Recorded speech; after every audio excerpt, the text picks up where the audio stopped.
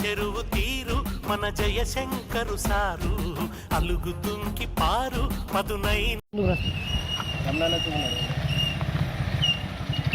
జై తెలంగాణ, జై ఆర్మూర్. ఈరోజు మన తెలంగాణకి ఆదర్శమైనటువంటి ప్రొఫెసర్ డాక్టర్ గుత్తపల్లి జయశంకర్ గారి జన్మదినం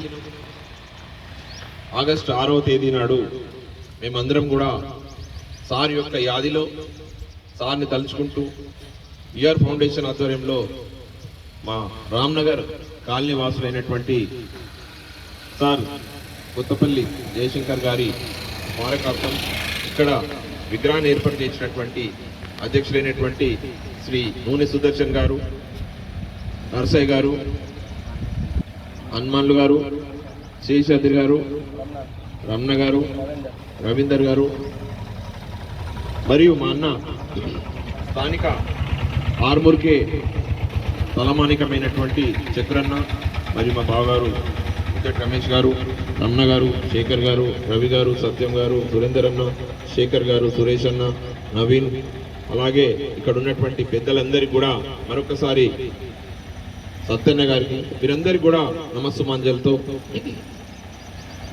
మన యొక్క యాస భాష ఏదైతే ఉందో ప్రపంచవ్యాప్తంగా తెలంగాణ అనగానే ఒక ఘాటు, ఒక మిర్చి, ఒక మసాలా, ఒక మంచితనం, ఒక ప్రేమ, ఒక ధైర్యం, అలాంటి ఇటువంటి యొక్క మన యొక్క ఆశలను సజీవంగా విశాలాంధ్ర అనే ఒక ఉద్యమం ద్వారా మనల్ని బానిసలుగా మార్చే అంశాన్ని మనం ఖచ్చితంగా ఎదుర్కోవాలని చెప్పి ప్రొఫెసర్ డాక్టర్ జయశంకర్ గారు ఆయన ఆదర్శాలు, ఆయన సిద్ధాంతాలు, తెలంగాణ రూపకల్పన కోసం ఆయన యొక్క ఆలోచన విధానాన్ని ఏ రకంగా మనం నష్టపోతున్నాం అనే దాంట్లో నీళ్లు, నిధులు, నియామకాలు అనే ఒక అంశాన్ని తెర మీదకి తీసుకొచ్చి ప్రజలందరినీ కూడా జాగృతం చేసి యువతను, విద్యార్థులను, రైతులను, ప్రజలందరినీ కూడా ఎంతో ఆయన చెప్పినటువంటి సిద్ధాంతాలు ప్రజలందరి యొక్క గుండె లోపలికి తీసుకొని ప్రజలందరినీ జాగృతం చేశారు. వాస్తవంగా 1952లో విశాలాంధ్ర ఉద్యమం వచ్చిన తర్వాత అప్పుడు ఆంధ్ర పాలకులు మనల్ని అన్ని రకాలుగా నిధులు, నియామకాలు కానీ, నీళ్లు కానీ అన్ని వాళ్ళ సైడ్కి తీసుకుపోతున్నటువంటి తరుణంలో ప్రజలను జాగృతం చేసి ఆయన చేసినటువంటి ముల్కీ నాన్ ముల్కీ అనే ఉద్యమంలో ఇడ్లీ సాంబార్ గో బ్యాక్ అనే ఒక ఉద్యమాన్ని తీసుకొచ్చి మనందరినీ జాగృతం చేసిండు. మనం ఏ రకంగా నష్టపోతున్నాం, మనకి ఎటువంటి కావాలా, మన యువత ఏ రకంగా నష్టపోతుంది, మన యొక్క యాసను కేవలం జోకర్ లెక్క తయారు చేసినటువంటి సినిమాలు కానీ ఇంకా మిగతా వాళ్ళందరికీ కూడా చెంపపెట్టుగా మన యొక్క సిద్ధాంతాల రూపకల్పనలో ప్రతి ఒక్క అంశాన్ని జోడించి మన జాగృతం చేస్తూ గట్టిగా పోరాటానికి మలి దశ, తుది దశలో కూడా ఆయన చూపించినటువంటి చొరవ మనందరికీ మార్గదర్శకం. ఆయన చెప్పినటువంటి సిద్ధాంతాలన్నీ కూడా మనకు రాజ్యాంగం తెలంగాణ కోసం. కాబట్టి ఆయనను గురువుగా స్వీకరించినటువంటి ఆంధ్ర కాకుండా మన తెలంగాణ ప్రజలందరూ కూడా అదృష్టవంతులుగా నేను భావిస్తా.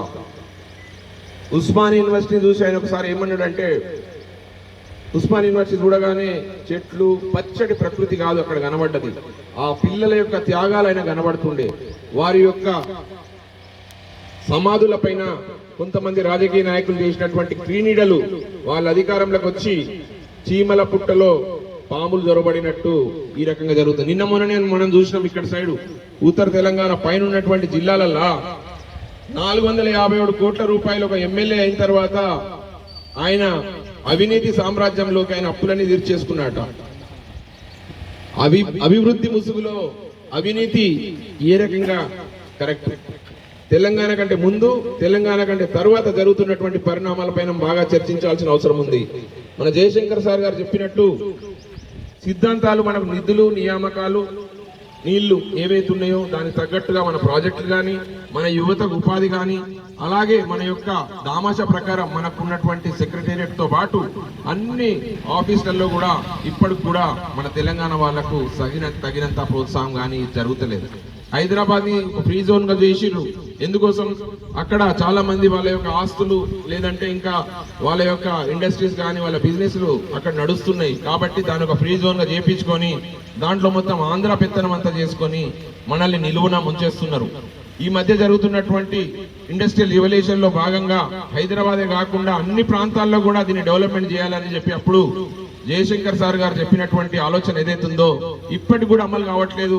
యువతకు ఉద్యోగాలు ఇస్తామని చెప్తున్నారు, 2 లక్షలు అంటున్నారు, 4 లక్షలు అంటున్నారు. ఎక్కడ కూడా ఒక ఉద్యోగ నోటిఫికేషన్ రాగానే మళ్ళీ ఒక బిల్ వేస్తారు, మళ్ళీ హైకోర్టులో ఆగిపోతుంది. మనకు ఓబీసీలకు సంబంధించిన దాంట్లో కూడా మన కొత్తపల్లి జయశంకర్ సార్ గారి యొక్క ఆలోచన విధానంలో బీసీలు 50 నుంచి 60% మంది ఉన్నటువంటి మనం ఎక్కడ కూడా మనకు తగినంత ప్రాధాన్యత లేదు. 10% ఉన్న వ్యక్తుల జనాభాలో 90% భూములు ఉన్నాయి. 90% ఉన్నటువంటి వ్యక్తుల దగ్గర 10% మాత్రమే భూములు ఉన్నాయి. అంటే ఇక్కడ ఈ అసమానతలు, సామాజిక సాంఘిక అసమానతలు ఇంకా తొలగిపోలేదు. పవర్ కాన్సన్ట్రేషన్ ఒక దగ్గర చేస్తున్నారు. మోనోపలీగా దీన్ని ఒక దగ్గర నుంచే కాన్సన్ట్రేట్ చేసి ఇదంతా నడిపియాలని చెప్పి మనమందరం కూడా జాగృతం కావాలా. ఏమన్నారంటే ప్రతి ఒక్కరికి కూడా సమాన అవకాశాలు, సమతావాదం తీసుకురావాలని చెప్పి జయశంకర్ సార్ చెప్పినట్టు మనం ప్రతి ఒక్క దాని మీద కాన్సన్ట్రేట్ చేద్దాం. ఇప్పటి నుంచి ప్రతి ఒక్కరి జాగృతం చేయడమే మన యొక్క ఉద్దేశంగా కావాలా. తెలంగాణ రాకముందు ఒక రకమైన బాధ ఉండే ఆంధ్రులతోని, తెలంగాణ వచ్చిన తర్వాత దీంట్లోనే ఆంధ్ర పాలకులకు సంబంధించినటువంటి అంశాలు ఇక్కడ జోడించుకొని మనల్ని దోచుకునే విధానాన్ని మనం ఖచ్చితంగా మనం ఏ రకంగా దోయబడుతున్నామో ప్రజలందరినీ కూడా జాగృతం చేద్దామని ఈఆర్ ఫౌండేషన్ సంకల్పించింది.